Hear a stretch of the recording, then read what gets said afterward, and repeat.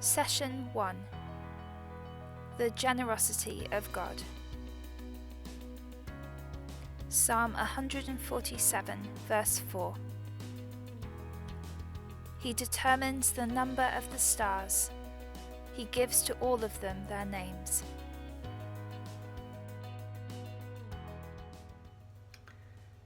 A few years ago, I was fortunate enough to visit Iona. On the first night, my friends and I decided to go for a walk after dinner. In a place where there are no street lamps, the darkness engulfed so peacefully, and because there's no light pollution, the stars shone so clearly. To me, it almost looked like a painting. It was a beautiful moment in witnessing God's creation in all its beauty and creativity. At the beginning of the Bible, we read the creation narrative as the first generous gift of God.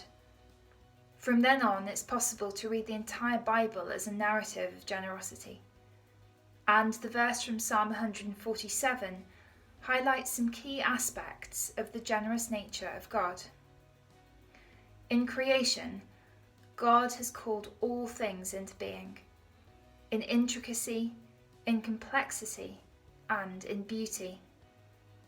He determines the number of the stars, the hairs on our head, and the grains of sand. Everything is created for our sustainability, and the world is gifted to us to care for as its stewards. Beyond that, though, God also creates every good thing for our delight and gives us the capacity to enjoy. All these point to the creativity and abundant nature of God, revealed in all that we see and experience around us. Generosity and creation are linked very closely to God's provision.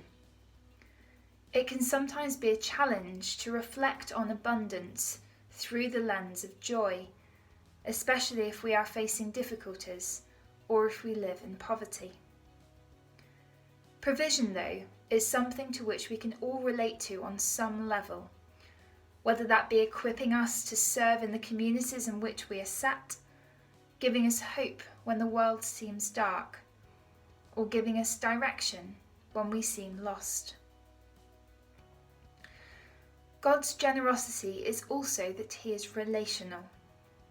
He creates not just for Himself, but in gifting creation to humanity, He gifts Himself to us. God invites us into relationship with Him through the greatest gift of His Son, Jesus Christ. He gifts people to each other and calls us into community both with Himself and with one another. As beings made in the image of God, we are created in love, through love, and to love, all expressed through generosity and through relationship with God and with one another. Creation is not merely a practical process, nor a static event. It's an ongoing process which we are invited to participate in. God breathes life into all things in a way in which we shape and develop together in relationship with God and all other aspects of creation, and grow to become who God creates us to be. We share in the richness of the world around us in all its peace and vibrancy, its energy and stillness, its colour and its simplicity. The foundation of all God's generosity is on gift. There's no transaction, we don't earn it. God gives freely and without limit, and with no strings attached. In Genesis, we see God gifting the world to humanity. In the Gospels, we see God gifting His Son to the world. God's generosity isn't administered according to what we do or don't do.